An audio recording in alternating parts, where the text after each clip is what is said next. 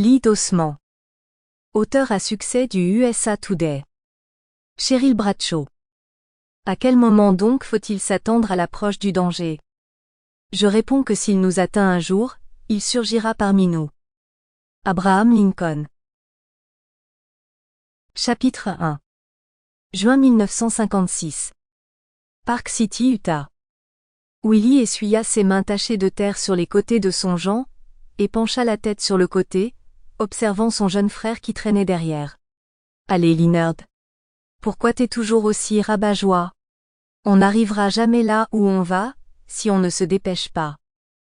Tu marches trop vite, renifla Leonard. Attends-moi. Willie ne se retourna pas. Il ne s'arrêta pas. Il ne ralentit même pas. Il allongea sa foulée, et continua d'avancer. Arrête de pleurnicher, espèce de gros bébé, ou la prochaine fois je te laisserai à la maison. Leonard donna un coup de pied dans un caillou. Il traversa le champ ouvert, manquant de peu la tête de Willie lorsqu'il siffla à côté. Ne m'appelle pas comme ça. Quoi, un bébé? Ouais. Arrête. J'ai 7 ans, les bébés sont des bébés. Eh bien, c'est ce que t'es, non? Quand Leonard ne répondit pas, Willie jeta un coup d'œil en arrière, sachant exactement ce qu'il verrait. Le visage de Leonard était devenu aussi rouge que la BMW 507 de leur père, pas parce qu'il était gêné, et pas à cause de la chaleur. Il était sur le point de se mettre en colère. Quand cela arrivait, le front de Leonard se couvrait d'une surabondance de poings qui lui donnait l'air d'avoir la varicelle. Et je plaisantais juste, Leonard. Tu le sais, hein? Maman a dit qu'on n'avait pas le droit d'aller au-delà de la clôture, et je ne la vois plus. On va avoir des problèmes, Willie. Je le sais. Il ne va rien se passer, d'accord? Maman et papa ne le sauront pas, à moins que l'un de nous leur dise.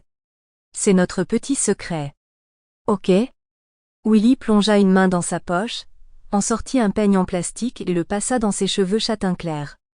À 13 ans, il était pratiquement un homme. Du moins, c'est ce qu'il aimait penser. Il avait mauri beaucoup plus vite que tous ses amis. Tandis que leur voix restait aiguë et criarde, la sienne était grave comme celle de son père. Il ne lui ressemblait pas beaucoup cependant, il ressemblait plutôt à son idole James Dean.